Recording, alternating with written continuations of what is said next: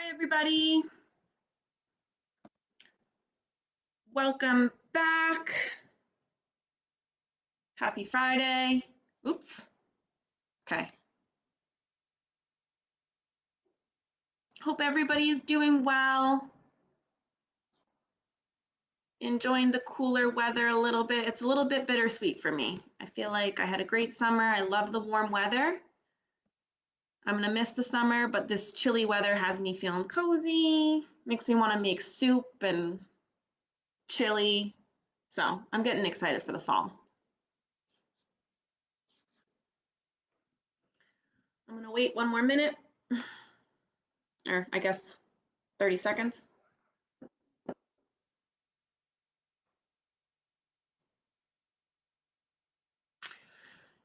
The question of the day today is more information on how to lower your cholesterol. This is something I've covered in the past. This is something that I have talked about in my newsletter too. So it's a big hot topic. And so I'm going to talk about how to lower your cholesterol. I'm going to talk about a common myth with cholesterol and comment with your questions below. Folks who are on right now, you can comment with a question that you have. You can comment with a topic that you want me to cover for next week. You can comment in your email to join my nutrition newsletter. You can comment just to say hi. That's the question of the day, lowering cholesterol. The topic of the day, we're going to talk about the FFactor diet. And I'm curious to hear if anybody has heard about the FFactor diet, if they've tried it, if they don't know anything about it, whatever, we're going to talk about it. We're going to discuss the pros and the cons and just kind of break that down. Let's get into it. How do I lower my cholesterol? So I'm just going to get right into the myth about blood cholesterol. The cholesterol that you eat in food, also known as dietary cholesterol in your diet, doesn't significantly affect your blood cholesterol, the cholesterol that's in your blood. So much like how the fat that we eat, dietary fat, doesn't translate to body fat, the cholesterol that we eat doesn't translate to cholesterol in our blood. So, there's that common misconception that eggs or seafood, which are high in dietary cholesterol, there's the common misconception that if you have high cholesterol, you're trying to lower your cholesterol to kind of limit or avoid those foods, and that's not really the case. Instead, you want to be mindful of a few other types of fat and your fiber. So saturated fat is the kind of fat that raises your unhealthy cholesterol, so your LDL cholesterol. That's what you're trying to lower. So there's your LDL, your unhealthy cholesterol, and there's your HDL, your healthy cholesterol. So you want your HDL to be up, your LDL to be low. So saturated fat raises your LDL cholesterol. This is found in meat, animal products that are high in fat. So like meat, poultry, like especially on the skin of poultry, dairy fat. So if you get like whole fat milk or whole fat dairy products, butter, those are high in fat and they're high in saturated fat, which is something that's going to raise that unhealthy cholesterol. Fats and oils that are solid at room temperature, so butter, lard, and coconut oil are all high in saturated fat. So that's what you want to be mindful of. Another type of fat that you want to look out for is trans fat. So this is found in, like commercially prepared pastries, like muffins and cakes that you can get like in the bakery section of the grocery store, fried foods, margarines, vegetable shortening, and a lot of like prepared and prepackaged snack foods. So when you're looking out for trans fat, the nutrition facts label sometimes might say 0 grams of trans fat, but it still might contain a little bit in it. So you want to look at the ingredients list and look for partially hydrogenated, that word. That's going to indicate that there's some trans fat in the food. Foods that help So trans fats are almost like the worst of the worst because they lower your good cholesterol, they lower your HDL cholesterol, and they raise your bad or LDL cholesterol. So those are that's you really want to limit trans fat. Foods that help, so unsaturated fats. Um, so when they're used in place of saturated and trans fats, those can help improve your HDL, your good cholesterol level. Those are found in mostly like the plant-based fats, so nuts, seeds, plant oils, so AKA plants that are liquid at room temperature, avocados and fatty fish like salmon, mackerel, sardines, herring. Those fatty fish are really rich in those unsaturated healthy fats for you. And lastly, fiber is really important in helping to lower cholesterol. It does a bunch of other things too, but in terms of cholesterol, fiber is really important. Um, so as fiber moves through your gastrointestinal tract, it binds to cholesterol in the blood and thus excretes it. So it helps to regulate your cholesterol levels. It helps to excrete excess cholesterol. Um, just a disclaimer with fiber, if you're looking to increase fiber in your diet, you want to make sure that you're drinking enough water with that too. Other lifestyle changes that go along with lowering your cholesterol, getting enough exercise, so at least 150 minutes of moderate to vigorous activity or movement every week. Quitting smoking can help to raise your HDL cholesterol, limiting your alcohol. So cholesterol or high cholesterol can be genetic. So sometimes lifestyle changes, such as the ones I just listed, aren't enough. So your doctor may, prescribe a statin, which is a medication to help lower cholesterol. So the topic of the day is the FFactor diet. So let's talk about what the basics of that diet are. It was created by a registered dietitian. The diet is characterized by super high fiber, very little net carb, and very little fat. So it really discourages having, high fat foods, whether they're healthy fats, unhealthy fats. Um, you can't have high carb, low fiber foods on it just because it's low carb, high fiber. It recommends that. Um, there's 3 different steps to it. So there's a beginning phase where it's super, super low carb. I think it's like 25 grams. And then there's a step 2 phase where they slightly increase the amount of carbs you are allowed to have. And then there's a step 3 phase, which is the maintenance phase. So the carb allowance is increased with each step. It really only comes out to like 900 to 1,000 calories a day, which we'll get into, but like that's not enough even for like a toddler. It recommends 3 liters of water. There's a 3-bite rule that she suggests, which is that allows you to take um, only 3 bites of your favorite dessert. So it's like you can still have your dessert, but in moderation, you can only have 3 bites. You can only have 1 snack a day. If you mess up or fail, if you're in stage 2 or 3, you have to go back to stage 1 of the diet. Sometimes you can get up to like 90 grams of fiber on this diet they sell a protein / fiber powder and special FFactor crackers. I think they do bars too that give you extra fiber. And this diet puts less emphasis on exercise. We'll get into that, I guess, but I want to talk about why the emphasis is so strong on having fiber.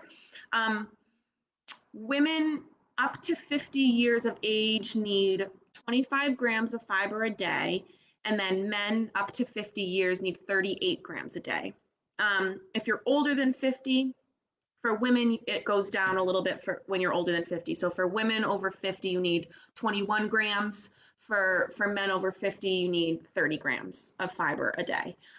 Fibers is really important for digestive health. It helps make sure everything's running smoothly through your GI tract. It helps to feed your healthy gut bacteria. Like I said, it lowers cholesterol, so it promotes heart health, and it also helps, promote fullness and satiety. So it keeps you full for longer. Um, my thoughts on this diet, um, most Americans don't get enough fiber in their diets. Most of us don't. It can be really difficult. But this diet promotes incredibly high levels of fiber in a lot of non-whole food forms, such as that fiber powder that it promotes. So working to increase your fiber is great. I think it's something that, a lot of us could benefit from because, like I just said, a lot of it can be difficult to get enough fiber in. But you don't need to be having a powder, like a fiber protein powder to increase it. You don't need to be having like 90 grams of fiber. Um, it doesn't show, like, there's no studies that show like the more fiber, the better. There's just that recommended amount. There's no studies that show having more than that is extra beneficial.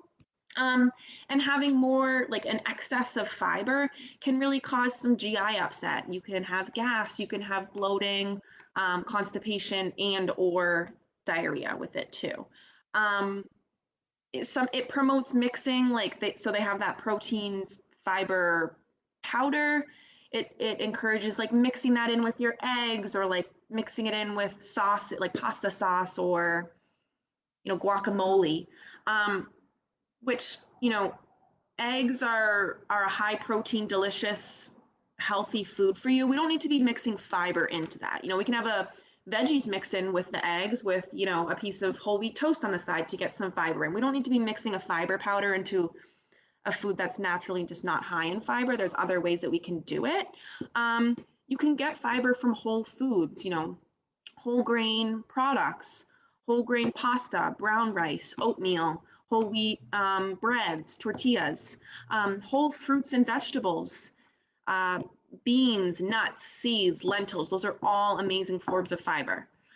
So yes, fiber is important. This diet puts a lot of emphasis on just fiber, but there are other nutrients that are really important too. And this emphasis is really hyper focused on fiber, when you know there's other nutrients and micronutrients and macronutrients that are just as important as fiber. So um, another thing to note, this diet recommends, a set amount of portions, calories, and nutrients for anybody following this diet. It's not personalized. Um, it's a hugely generalized recommendation for, the amounts that a certain person that people should be having on the diet. So they don't take into account, your height and your weight, your personal nutrition needs, your activity levels, your preferences. With when I do nutrition coaching through the at the Y, I like to take in, your food preferences, your activity level, your lifestyle, what kinds of foods that you like, what kinds of foods that the people that you're living with like, your food allergies. If you're gluten free, this F factor would be really difficult to follow, since the proteins, since the crackers aren't gluten free.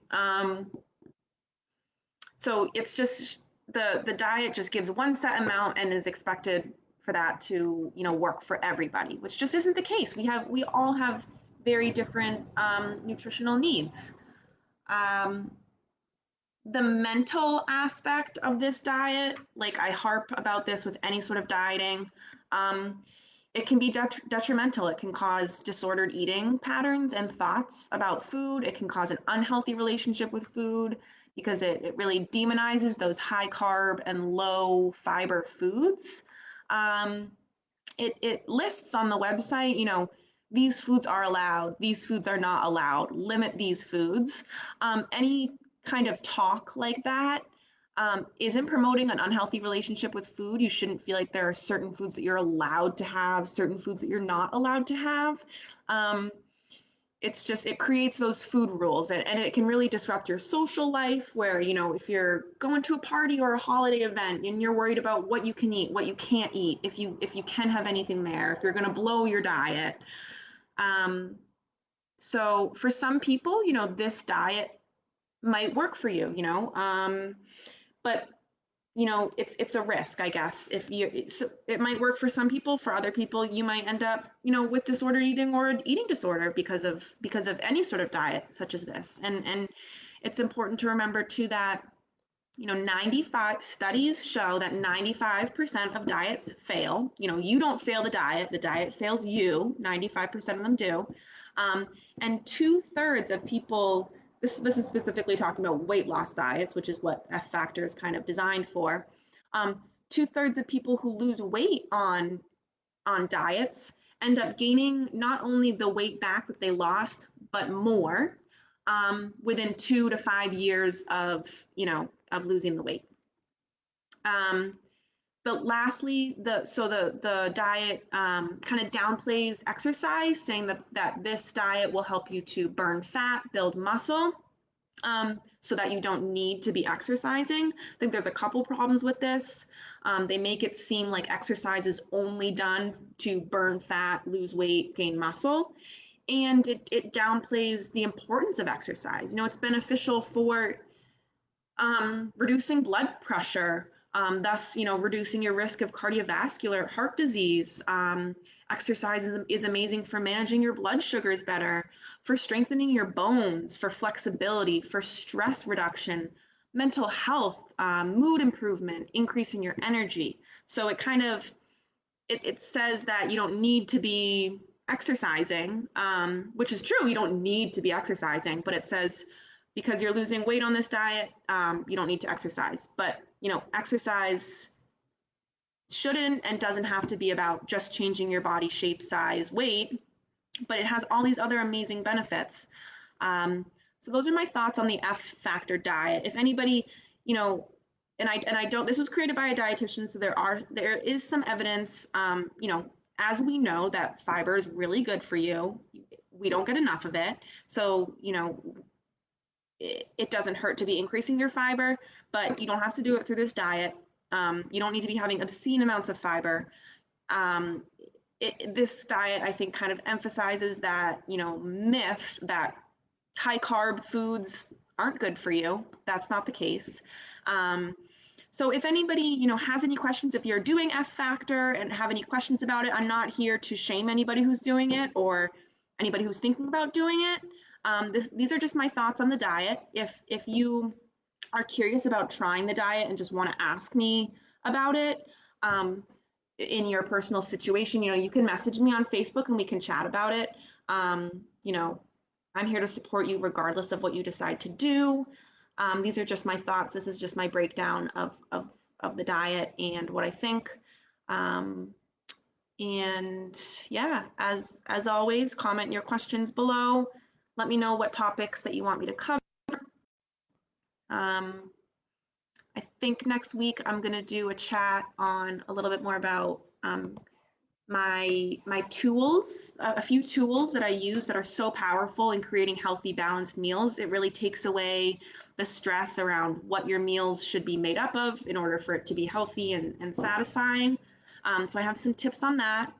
Um, and in the meantime, I'm going to post my office hours after this video. These are my virtual office hours. So um, so I have a conference call line that I do, Monday through Thursday. Anybody can call in and chat with me on there and ask me questions, ask for recipes, do a wellness check-in. So you can say, hey, I find that I'm really doing a lot of mindless eating or boredom snacking, or I find that I don't have motivation to move as much, or I have heartburn. I'm looking for some ways to reduce my heartburn. Any questions like that? Again, you can message me on Facebook with those, or you can call into my office hours. I'll post the information for that right after this video on the Why Without Walls Facebook page. And I hope to see you all back here next week. I hope you have a wonderful weekend, and I'll see you soon. Thank you.